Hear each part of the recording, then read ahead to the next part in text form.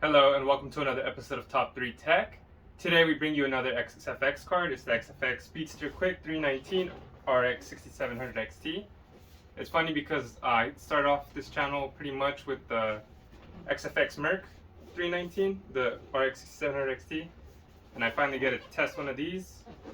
A lot of my benchmarks are outdated on that card because that was like on the first drivers, and ever since then there's been a lot of performance updates. So we'll finally get a better comparison. I left it on there, but it's pretty much been misleading. But we'll get a better comparison to the cards that we've been testing. And let's see how this does compared to the Merc.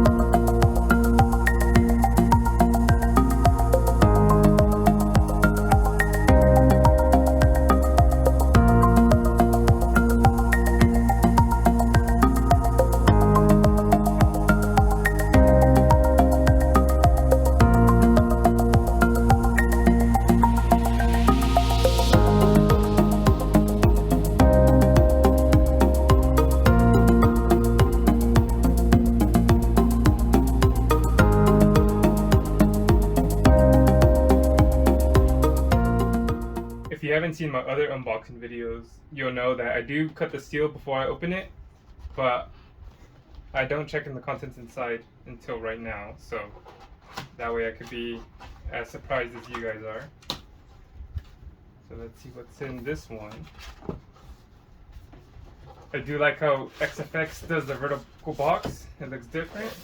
This box is black. That's nice premium compared to Sapphire's brown. It feels a little more luxury, but let's go ahead and see what's inside. Alright, it's got thick padding.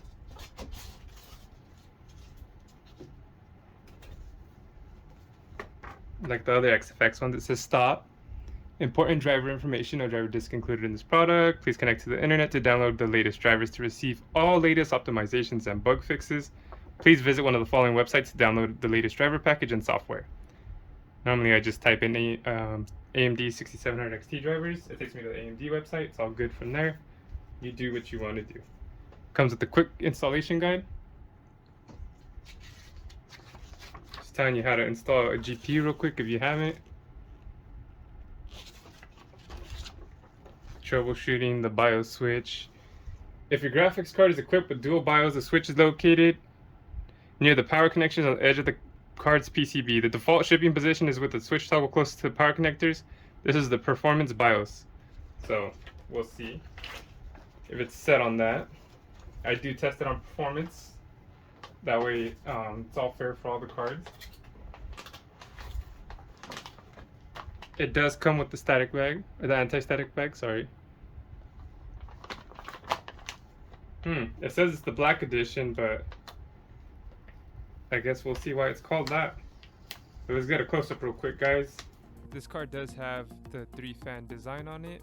It is 32.3 centimeters in length. And on that 3-fan design, it has the XFX sticker on the center, which irritates me for some reason because it doesn't cover it fully. Even though it is the black edition, it has the kick in white on the back and then the heat vent on the right. The logo does not light up. It is a 16-pin card. We do have the radiator and the heat pipes right here. The PCI does come with the cover for it that says XFX.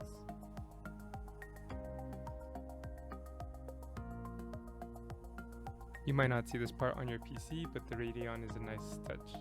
It has 3 display ports, 1.4, and then it also has 1 HDMI 2.1. Now that we know a little bit more about this 6700 XT, we can go ahead and compare it to the rest of the cards that I have here on hand. We have the EVGA for the Win 3 Ultra 3070 Ti. We have the Phantom Gaming 6700 XT. We have the Sapphire Pulse 6800, and then we got the Sapphire Nitro Plus Special Edition 6800 XT. They are pretty similar in length. This card is a lot longer than the Nvidia one, but usually they're a little thicker. I mean, I guess this is a long card compared to the rest of them. Let me see. This is ASRock 6700 XT. Look at the length difference there. It is a little skinnier. I mean, the 6800 Pulse is pretty long as well. Let's see. Now, for some reason, this Quick is pretty long compared to the rest of the cards. Sheesh. I guess you don't realize that while measuring it solo, but when you compare it to these, yeah, it's the longer of the cards. That's crazy. And of course, the white lettering looks pretty awesome. I thought it was going to be black because it said black edition on the box. I mean, look at that, black. But, I mean, when you look at the back of the 3070 Ti, it has this red line. It says EVGA here. I like the little holes. The Phantom Gaming, it says ASRock. It has the emblem here. It also has the words. Sorry, let me get a better lighting angle. This is fast, mysterious, and unbeatable. It has a little heat vent right here as well. As you can tell, they factor that into the designs. The Sapphire Pulse 6800 has the pulse symbol. I really like that. It has no RGB on this card. It'd be nice if that lit up red. But, you know, what am I supposed to say? The Sapphire Nitro Plus, that back is my favorite. Has the LEDs right here too, or the RGBs. It looks really nice. And that's how it looks like on the back compared to them. This is the part that faces you once you insert it inside your PC. The EVGA 3070 Ti has a big bar on top. It looks pretty nice. The Phantom Gaming has this right here where it lights up. Sapphire Nitro has no RGB, but it does say Sapphire right there. The Sapphire Nitro Plus, I'm sorry if I said Sapphire Nitro and this one I meant the Pulse. Sapphire Nitro Plus lights up right here, it says Sapphire. And then it says Black Edition, so I'm assuming the XFX Radeon RX 700 XT words are the Black Edition, meaning it doesn't light up. It just has that reflective look. The Merc did light up, and everyone kept asking me how come their card didn't light up, and I'm not sure. A lot of them were talking about the Quick or the Swift. So maybe they're talking about this card. I'm not too sure yet. Everyone said they had the Merc, but maybe it was the Black Edition. I don't know. But make sure you have the right card before you ask me how your RGB is not working. It's nice that this says Radeon on it. Not all the XFX cards have that. As you can see, the two Sapphires have similar designs, but are a little bit different. And then the Phantom Gaming has a similar design, and the EVGA one is obvious which one that is. It's interesting how they all do different looks.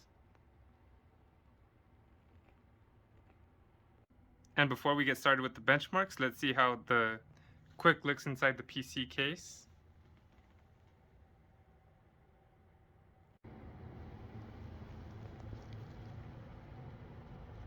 There it is with the lights on. That is RGB. I mean, I don't know. Normally I have it on static white. Plus I think that goes good with this build too, since it has the white and silver on it. Like I said, the XFX is just reflective. It doesn't light up. I figured when they put black that meant it wouldn't be the light up version. But I hope you guys liked the physical review of it. Let's go ahead and do the benchmarks now.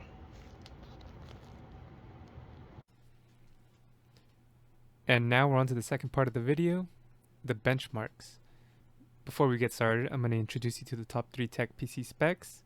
The motherboard that we're using is the Asus X570 Tough Gaming plus Wi-Fi. The CPU is a Ryzen 7 5800X. The RAM is 32GB of Corsair Vengeance with 3200 MHz memory. And of course, the GPU is the XFX Speedster QICK 319 RX 6700 XT. It has a boost clock of 2622 MHz, a game clock of 2548 MHz, a core clock of 2457 megahertz. It's running on 12 gigabytes of GDDR6 memory. It is on the RDNA 2 architecture, and they do recommend a minimum of 650 watt PSU to power this thing. Before we get the benchmark started, these are the GPU temps that I hit. Of course, these were tested at 1440p and 1080p, except for TimeSpy and Firestrike. They're their own thing. But when I tested out TimeSpy, I hit 62 degrees Celsius. Firestrike hit 63 degrees. Kombuster hit 61 degrees Celsius on 1440p, and then 63 degrees Celsius at 1080p. Pretty much going to say 1440p first, 1080p second. Kombuster is the example. Gears of War 5 hit 52 degrees Celsius and then 53. Forza Horizon 4 hit 52, then 53. Horizon 5 hit 51 and 51, the same. Shadow of the Tomb Raider hit 55 degrees and then 54. Assassin's Creed Valhalla 52, 52. Cold War, Call of Duty 49, 49. Call of Duty Warzone 51 and 50. Let's go. And Cyberpunk hit 51 and 52. So the temps during max productivity seems like it hit a low of 61 and a high of 63 when we're doing that. And let's just say 63 max temperature under load. And then on gaming, 51 was the lowest, or 49 was the lowest, sorry, and the highest we hit was 55, and that's Shadow of the Tomb Raider for some weird reason. But Horizon 5 is a newer game, and it does give heavy load, and that was at 51. That's not too bad. But these are the temps. People usually ask me, I normally say it during the game, but I figured I'll try it this way. That way, if people are interested in the temps, they can come check this out. So we finally got to start the benchmarks. We're going to start off with the 3D ones, the 3D Mark ones. It is going to be the TimeSpy 3D Mark benchmark. The 6700 XT, the Asus ROG Strix was on top of it, so was the Phantom Gaming. But the Speedster QICK 319 had a TimeSpy score of 12,598. Not too bad, beating out a couple of the 6700 XTs, under the 3070 Ti, and above the 6600 XT, which, is what we figured. Then we head on over to the Firestrike 3D Mark benchmark. On this one, it's like the 5th one down. One of the last ones, or in the middle, whatever you want to see it. But the XFX Speedster QICK 390 6700 XT hit a Firestrike score of 28,274, above the Sapphire Pulse, and then below the Nitro, the Phantom Gaming, the Hellhound, the ROG Strix. Of course, it's under the 3070 Ti and above the 6600 XT. It's pretty much in the middle of this graph. The next program that we use is MSI Kombuster. This one's going to be at 1440p. It is a free app, so it's fun to use in case you guys want to go ahead and test it out and compare results to this card. But I updated my Windows and everything, and it seems that I got good results. My drivers are up and everything's up to date, because the XFX Merc 319 6700 XT got 39 frames per second compared to the 3060, and then compared to the rest of the 6700 XTs, it's actually about a two frame difference, so not bad. It is below the 6800 XT, the 6800, and the 3070s and 3070 Ti, but NVIDIA cards are known for their performance. That's why the 3060 is so high. When we try it at 1080p, the XFX Merc is on top of the 6700 XTs. Under the PNY 3060, it is at 44 frames per second, like barely 1 or 3 frames per second higher than the rest of the 6700 XTs. It's not too bad difference. The lowest is the 6500 XT at 20 frames, and then the highest we got is 80, the 3070. Then we have Gears 5 Ultra Preset Benchmark at 1440p. I think I'm going to have to just redo all these benchmarks. These are all on older drivers for the most part. And, these are the results I got. This XFX QICK 319 6700 XT hit 104.4 frames per second, right under the 6800, beating out the 3070 Ti, and has a significant lead against the rest of the 6700s. So I'm going to have to look into it. I have used all the same settings, but I don't know what is going on. But I didn't have time to test out the rest of my cards. So this is the previous results, and this is how it is compared to them. But not too bad. When I tried out Gears 5 Ultra Preset Benchmark at 1080p, the XFX QICK 319 6700 XT got first place with 144.6 frames per second. I mean, that's pretty wild. I don't know. Like I said, I don't know what's going on. It beat the 6800 XT and the Sapphire Pulse. I don't know if it's the newest drivers and everything all just up to date or what's going on, but yeah. I mean, the 6800 XT previously had 142.9, the Sapphire Pulse had 142.7, the 3070 Ti had 140.3, and the 6700 still had like 129, 121. And then the day one driver was the Merc 319 at 108. So I mean, you can see that drivers do make a pretty big difference, but I don't know if the Gears 5 also had a new update or what. But I'm gonna have to retest all these pretty much and get rid of the ones I don't have anymore. So we'll see this list changing. We head on over to Forza Horizon 4 Ultra Benchmark at 1440p. The XFX QICK 319 6700 XT came in 4th place with 178.4 frames per second, which is not too bad compared to the rest of the 6700 XTs. The Hellhound had 174.9, the Phantom Gaming 174.7, the 3070 Ti, EVGA for the Win 3 Ultra was at 172.8, so you know, that is pretty close to the rest of the results. The 6700s and the 3070 Ti's and 3070s are just thrown in there, and the 6600s start getting like 20 frames difference from the 67. So I mean, it's a good mid card, and this is more in line with what I'm used to. Well, the results. When we switch on over to Forza Horizon 4 Ultra Benchmark at 1080p, the XFX QICK 319 6700 XT had 223.2 frames per second, putting it in 4th place right under the Sapphire Nitro Plus SE 6800 XT at 286.6 frames per second. Sapphire Pulse 6800 had 261.6 frames per second, and the Asus ROG Strix 6700 XT had 225.8 frames per second. The 3070 Ti is underneath it. It was the MSI Ventus 3X with 208.3 frames per second. The EVGA for the Win 3 Ultra 3070 Ti had 206.9 frames per second. Then we had the XFX QICK 308 6600 XT with 204 frames per second. So this isn't too bad of a card. It's leading up there in this game.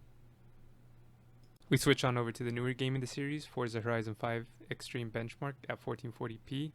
Since this is a newer game, I didn't have access to all the cards, but these are the results that I did get.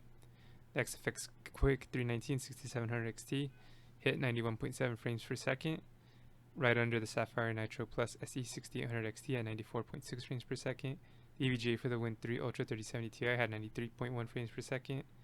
The ASRock Phantom Gaming 6700 XT had 86.6 frames per second. The MSI Ventus 3X 3070 Ti hit 88 frames per second, showing that different cards run differently at different games. So it's kind of hard to compare them. Like the 6800 is under there at 85.3, which is odd. That is the better card for the most part. When we try Forza Horizon 5 Extreme Benchmark at 1080p, the XFX QICK 319 6700 XT was on top of all the cards at 110.8 frames per second. Like I said, I don't know what the heck is going on. Ever since I freaking updated my computer and updated the drivers, this thing's beating all these cards. So I'm gonna have to retest all those. I didn't have much time, but the 6800 XT hit 107.8. The EVGA for the Win 3 Ultra 3070 Ti hit 107.7. The ASRock Phantom Gaming hit 104.8. So it's like about a 6 frames per second difference, which is the same with the 3070 Ti's. There's 7 frames per second difference between those. So I'm not too sure what's going on with this card, if it's the best card ever, or just, I'm pretty sure, like I said, everything's updated, so that's what's happening. So this one isn't a newer game, but it's a newer game that I got. But the Shadow of the Tomb Raider highest benchmark settings at 1440p. This one looks like it was running pretty smooth because everything is where it should be, it seems like. But the XFX QICK 319 6700 XT hit 105 frames per second. It was above the QICK 308 6600 XT at 79 frames per second. Under its ASRock Phantom Gaming counterpart at 109 frames per second. The VGA for the Win 3 Ultra 3070 Ti hit 127 frames per second. And you know, everything else is just above it in competition. The Sapphire Pulse 6800 hit 134 frames per second, and then the Sapphire Nitro Plus SE 6800 XT hit 156 frames per second. When we switch on over to 1080p, the XFX QICK 319 6700 XT hit 153 frames per second, right under the Phantom Gaming, which is at 157 frames per second, under the EVGA for the Win 3 Ultra 3070 Ti at 183 frames per second, above the 6600 XT, which was at 125 frames per second. So not too bad at 1080p either. It is more than 120, 140 frames, so that's pretty nice. So if you play this game, you might like that. We head on over to Assassin's Creed Valhalla Ultra High Benchmark 1440p. The XFX QICK 319 6700 XT hit 83 frames per second. It was under the Sapphire Pulse 6800 at 95 frames per second. The VGA for the Win 3 Ultra 3070 Ti hit 77 frames per second. The 6600 XT hit 65 frames per second, and the 6500 XT hit 21 frames at 1440p. So, yeah, that's not meant for this. But anyways, not too bad, you know. It's kind of in the middle of these cards. When we switch on over to 1080p, the XFX QICK 319 6700 XT hit 112 frames per second. Not too bad. At Sapphire Pulse 6800 hit 123 frames per second. The EVGA for the Win 3 Ultra 3070 Ti hit 95 frames per second. The 6600 XT hit 93 frames per second. Not a bad 1080p card. The 6500 XT couldn't hit 40 frames per second. This is on high, maybe with the FSR. No, I don't think this has FSR. With the super resolution sampling, maybe you can do it with that. Get close to it. I don't know. Tweak your settings. But anyways, we're talking about the XFX. Maybe you can lower some settings and get 120 frames per second. We go to Call of Duty Cold War Ultra Campaign at 1440p. For the NVIDIA cards, I did enable DLSS. The graphics were barely noticeable downgrade, and it did give you more frames. So we have the XFX QICK 319 6700 XT with 94 frames per second. It's kind of in the middle of the group. It's pretty much the same with all the rest of the 6700 XTs, which start off at 86 frames per second with XFX Merc 319. And then that was the day one driver. That was my first 6700 XT I tried. But we have the Asus ROG Strix 6700 XT with 99 frames per second. So they're pretty close. The EVGA for the Win 3 Ultra 3070 had 91 frames per second. With the LSS it hit 118. The Sapphire Pulse 6800 also hit 118. And then Sapphire Nitro Plus SE 6800 XT hit 131 frames per second. The MSI Ventus 3X 3070 Ti hit 135 with DLSS on, 102 without it. The EVGA for the Win 3 Ultra hit 3070 Ti with DLSS on. It hit 148 frames per second. Without it, 109. And so the lowest was the 6500 XT at 17 frames. Terrible. And then the 6600 XT MSI Gaming X hit 56 frames. So almost 60 frames at 1440p. That's not bad. When we try Call of Duty Cold War Ultra Campaign at 1080p, the XFX QICK 319 6700 XT hit 130 frames per second, tying with the Asus ROG Strix 6700 XT. The Power Color Red Devil hit 136 frames per second. That was the highest of the 6700 XTs. The lowest was the XFX Merc 319 with the old drivers at 115 frames per second. So we got a bunch of different results, but 130 is not too bad, especially at 1080p. That's I would say 120 frames is a good target to hit, whether that's 1080 or 1440. It's up to you and whatever monitor you have. But the 6800 was on top of it with 150 frames per second, and then the EVGA for the Win 3 Ultra 3070 hit 129 frames per second. With DLSS it hit 161. The MSI Ventus 3X 3070 Ti hit 139 frames per second, 165 with DLSS on. The EVGA for the Win 3 Ultra 3070 Ti hit 149 frames per second. With DLSS on, it hit 177. So that's that right there.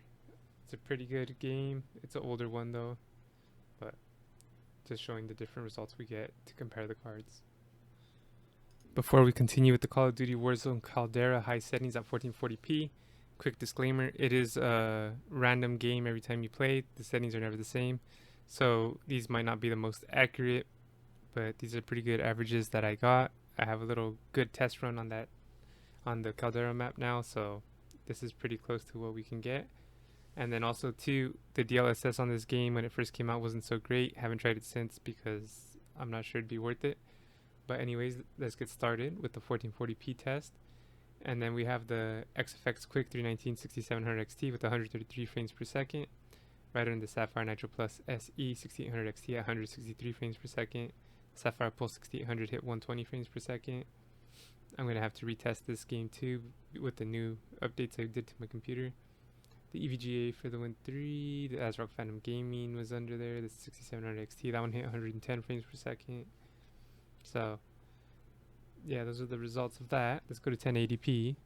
When we hop on over to 1080p, the XFX QICK 319 6700 XT hit 180 frames per second. Under the Sapphire Nitro Plus SE 6800 XT, which hit 203 frames per second. The Sapphire Pulse 6800 hit 179 frames per second. The ASRock Phantom Gaming 6700 XT hit 151 frames per second. So, I mean, that's showing the difference there. 30 frames is a significant amount. So, I noticed something was pretty weird when I was hitting 180. I was like, that's the Sapphire Pulse numbers. So,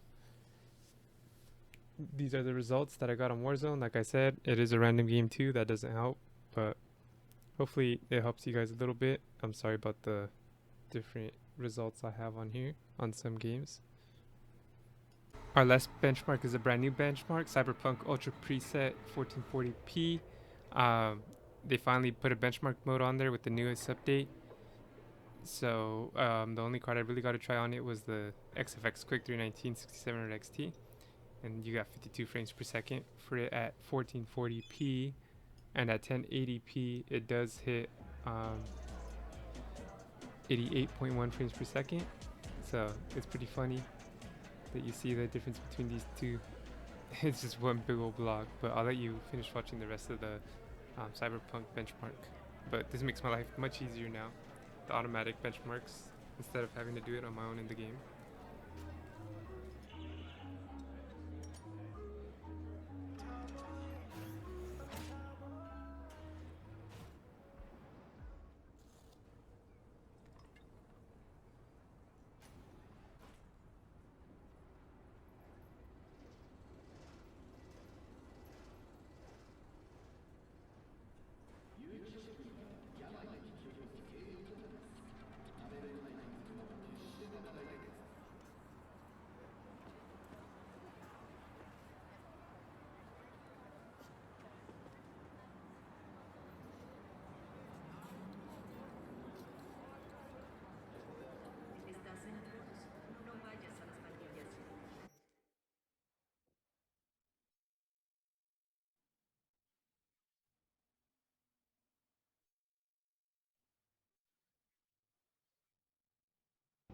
So I appreciate you guys for watching the video. That was the unboxing and the benchmarks.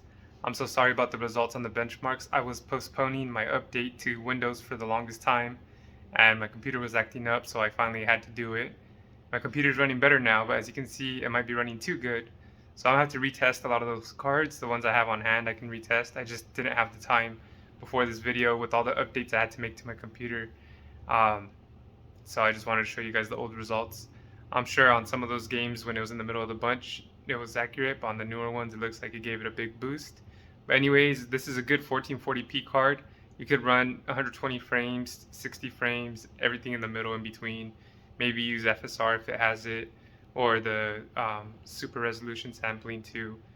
You might see a little dip in graphics quality, but if you want those extra frames, it might be worth it. But all in all, this card is pretty nice. It has cool temperatures. I don't like that it doesn't have RGB, but for the price I got it for, it's not a deal breaker. This card was like $630, so that's like the cheapest I've seen a 6700 XT in a long time. So I'm going to try to sell it locally or online for the price I got it, but I hope you guys have a good one, and make sure to stay tuned and subscribe, please. Thank you for watching another video from Top 3 Entertainment. I hope you hit like and subscribe. Also, I'm going to have a recommended playlist, a recommended video right here, so make sure to click that as well. I appreciate you guys tuning in, whether it be to the Top 3 Tech, Top 3 Gaming, or the Why Not Me podcast. You guys are dope. I hope to see you guys in the next video. And of course, let's grow this thing together. Peace. Peace. Peace.